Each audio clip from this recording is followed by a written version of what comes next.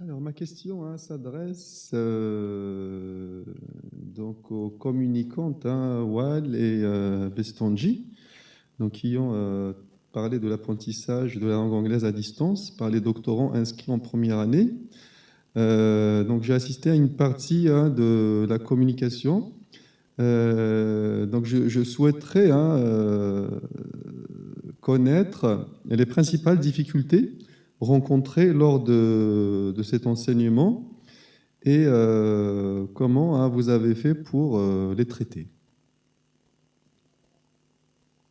On invite sans trop tarder donc Madame Bestanji Nadjia et sa collègue Awal Amal pour répondre à la question de notre intervenant.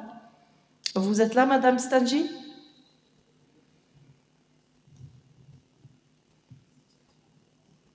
Allô, allô, Madame Bestanji, vous êtes là?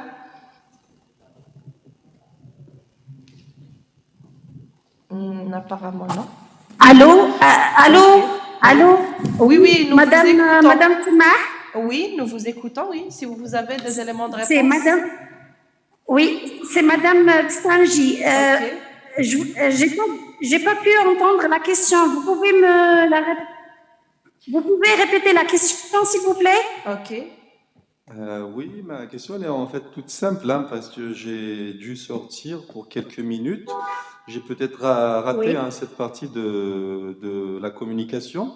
Donc en fait, je oui. souhaitais connaître les principales difficultés rencontrées lors de l'enseignement de l'anglais aux doctorants de première année et comment vous avez fait pour traiter ces difficultés-là.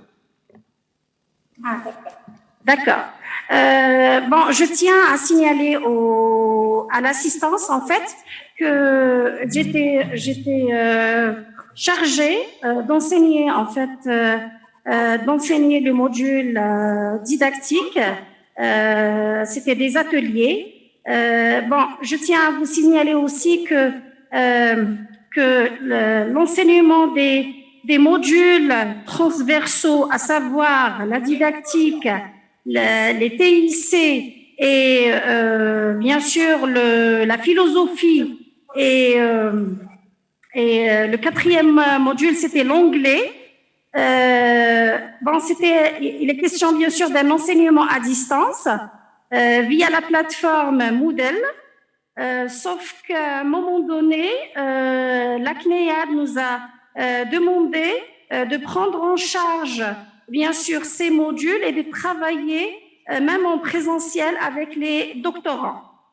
Bon, mes doctorants n'ont pas eu de problème avec le module didactique, exception, c'est-à-dire le fait de visionner à un moment donné, visionner les vidéos les vidéos bien sûr qui étaient enregistrées au niveau de la plateforme, c'est-à-dire ils n'ont pas pu accéder aux vidéos qui portent sur le contenu du module didactique à un moment donné et qui étaient bien sûr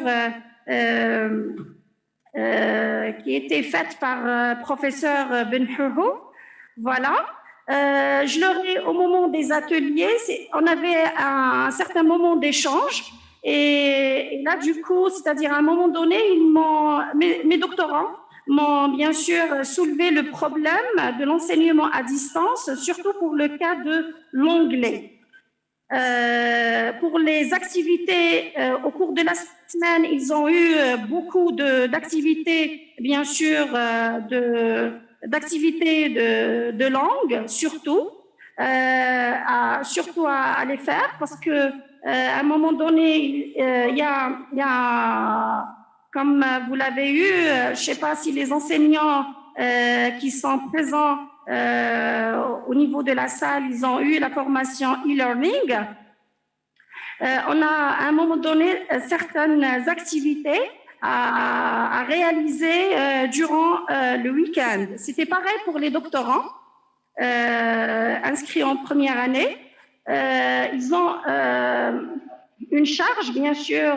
D'un côté, ils ont à réaliser des activités qui concernent les modules de spécialité et les modules même, les modules transversaux. De plus, ils ont eu un problème par rapport aux activités, surtout parce qu'ils m'ont fait la remarque concernant l'activité de l'expression orale ou bien la compréhension de l'oral. Ils m'ont dit, Madame, au cours de cette formation, on n'a pas vraiment eu d'activité qui porte sur l'aspect oral de la langue. Il y a beaucoup plus des activités qui portent sur l'écrit. Voilà. Autre chose, il y a eu un problème aussi qui était soulevé par les doctorants, qui concerne aussi l'accès même à la plateforme. Et un autre problème, c'est-à-dire pour le passage, parce que j'ai une question, bien sûr, j'ai posé une question au niveau de la première partie qui concerne le passage, pour le cas de l'évaluation, le passage d'un niveau à un autre, s'il est vraiment assuré au niveau, bien sûr, de cette plateforme. Il y avait un doctorant qui m'a répondu, en fait, en me disant, Madame, bon, il a pu passer au niveau B2, anglais B2, mais il a fait une remarque en fait que les activités proposées au niveau du niveau B1 ressemblent, c'est presque les mêmes activités, bien sûr proposées au niveau, bien sûr B2. Voilà. Voilà ce qu'on a pu relever par l'enquête, bien sûr, par questionnaire. Merci, Madame Stanji, pour votre réponse. D'autres questions, Voilà. s'il vous plaît? Autre chose, je vais rajouter autre chose, Madame, s'il vous plaît. Si m'accordez, vous voulez, je peux? Oui, vous avez la parole, Madame. Oui, Madame Wall et Madame et moi, en fait, on a eu une formation, c'est-à-dire quand on a eu le poste à l'université Constantine I, c'était en 2013, on a eu une formation en e-learning. C'était pour la conception d'un cours en ligne. Oui, comme tous les autres. C'était la première promo, elle date de 2012. Et maintenant, on est en train on est inscrite, moi personnellement, je suis inscrite avec professeur Belhani, c'est le responsable de la CNEAD au niveau de l'Est, dans un projet qui porte sur un enseignement via MOOC. MOOC veut dire quoi? C'est Massive Online. Le M signifie massif. Le premier O, c'est online. Et le deuxième O, c'est, j'ai oublié c'est en anglais en fait.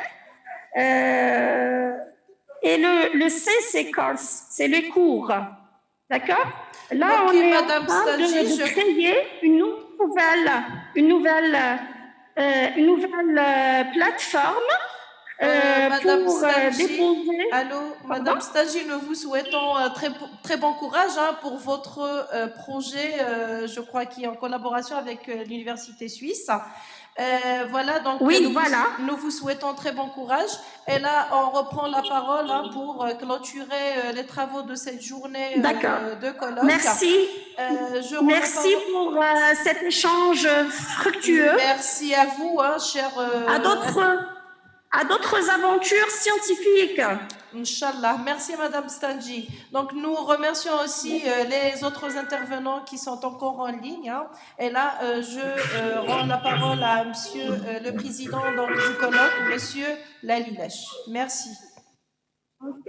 Ok. Merci, Madame la Présidente.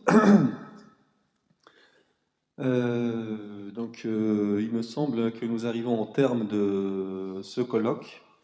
Donc, cette journée nous a permis de suivre plusieurs communications, aussi intéressantes les unes que les autres.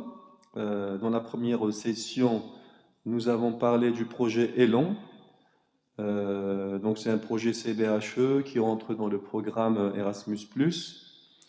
coordonné par 10 universités, dont 6 universités algériennes.